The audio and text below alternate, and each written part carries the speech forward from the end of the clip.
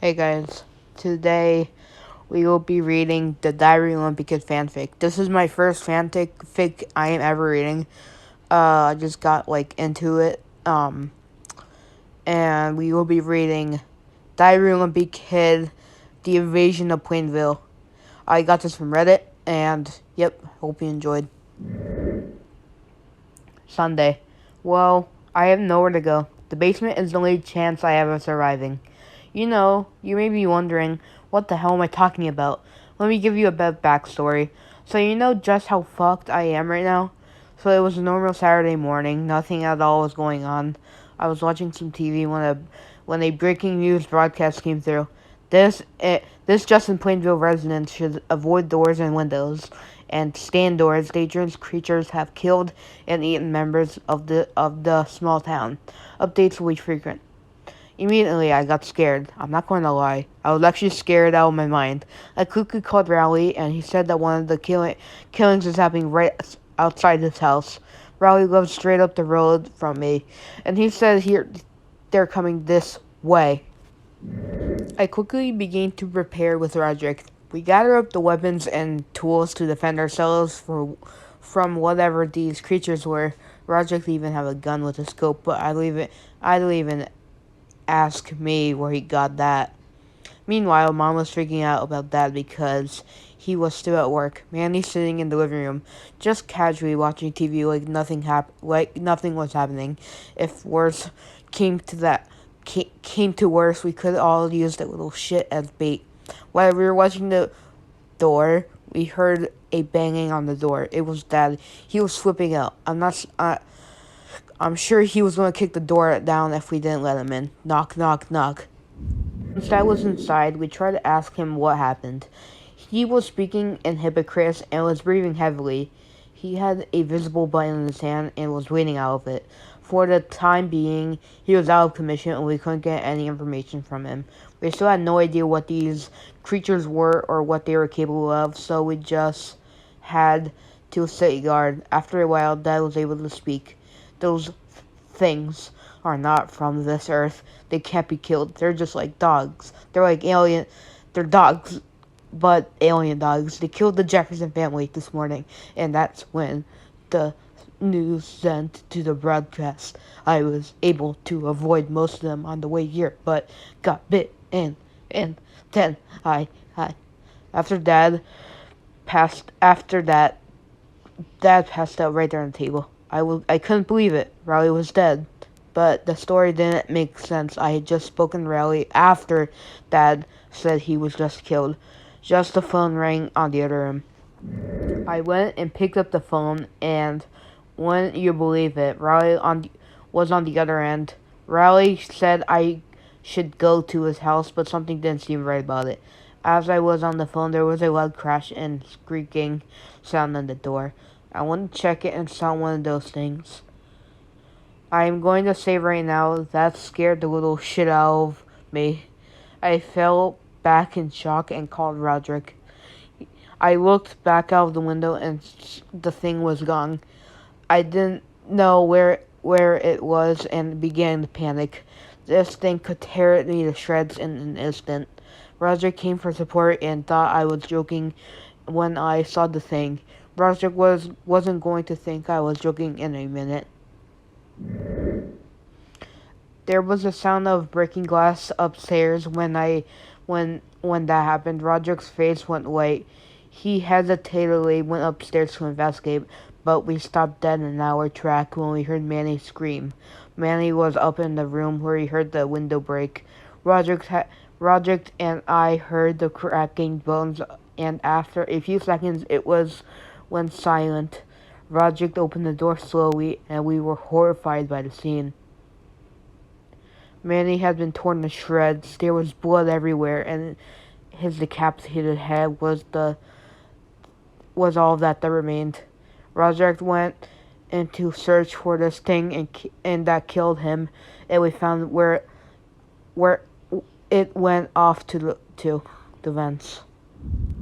Roderick and I quickly headed downstairs. Mom Mom wanted to know what had happened, and we told her that Manny was dead. She went into shock and began to freak out. She was out of light within seconds. Now it was just me. Roderick had that thing we were searching for around the house, wherever they were in the vent. We heard it. We heard it in the bathroom and quickly took the position to fight it. It opened the door and Roderick took the shot. Bang! Straight into my shoulder. Jesus, it hurt like hell. I began yelling at Roderick for being an idiot, but soon we realized that thing was nowhere to be seen. It must have went back into the vents and was somewhere else. That's when Dad came in. He looked like shit, and his veins were starting to turn black. Dad then started to speak. Heh, give me the gun, Roderick. You guys won't even feel it. It was clear to me that bite on his hand was messing with his brain. Roderick must have thought the same way too. Because he refused to give a gun to Dad. Dad tackled Roderick to the ground, and unfortunately for Dad, he got a bullet to the gut.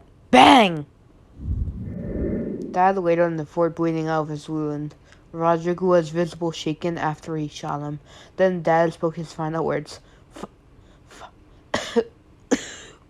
Fuck you.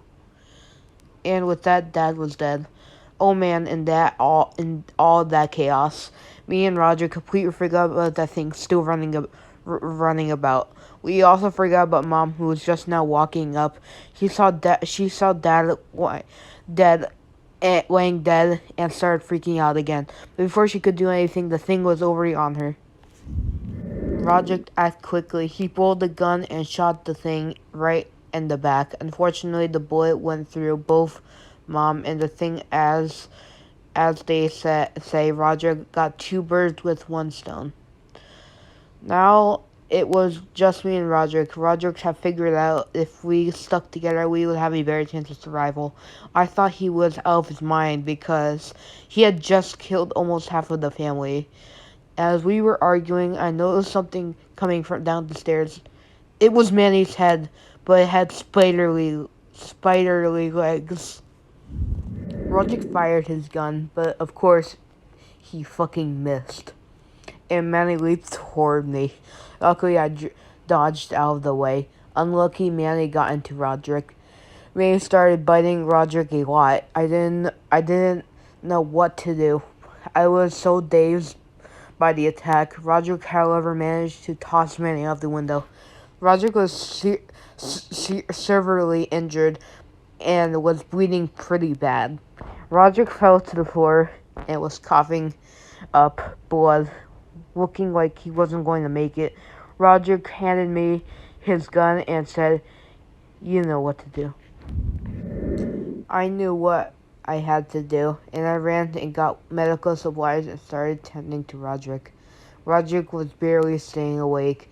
I don't think he knew what was going on, and started hearing more of those noise things out there. Those fuckers are louder than anything I've ever heard. I don't know where they came from, but frankly, I don't care. I knew I couldn't take them on my own with Roderick out of the action. I went to the safetiest spot, and I knew the basement. As I was moving Roderick downstairs, he said something. Greg, I'm not going to make it. Go without me.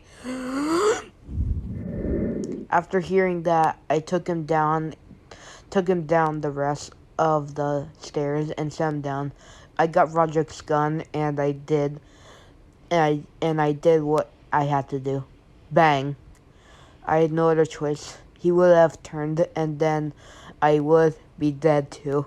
I was still concerned about about Spider-Man working around and the rest of those things. I didn't have any food or water in the basement, so I had to go up and get some. I ran to the kitchen quickly and grabbed as many utensils as I could. As I was getting supplies, that many head thing came back. It was looking madder than I've ever seen him. I knew what that little shit was capable of, so I cut my losses and ran back downstairs. Before he was able to attack, I ran faster than ever before. Once I was in the basement, I checked to see if he was under the door. I was expecting him to be, but I wasn't expecting his voice on the other end. Burpee? Little shit knows how to say bubby.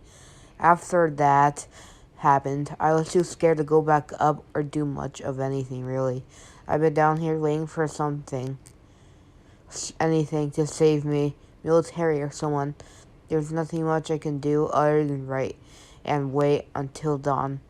If this is my last entry, then that means I'm dead. There is no way in hell I'll let these events be forgotten. I'll try and write soon, but for now, I'll just need some sleep. Monday. I woke to a gunfire and some people shooting. It's the military.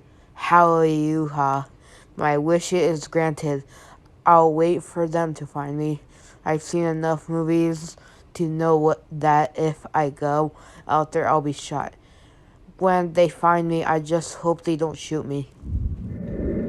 Thursday. My therapist thinks I should keep writing this thing. I don't know why, but that's what she said. I'm going to break down what has happened these past few weeks. Once the military found me in the basement, they took me prisoner and escorted me out of Plainville.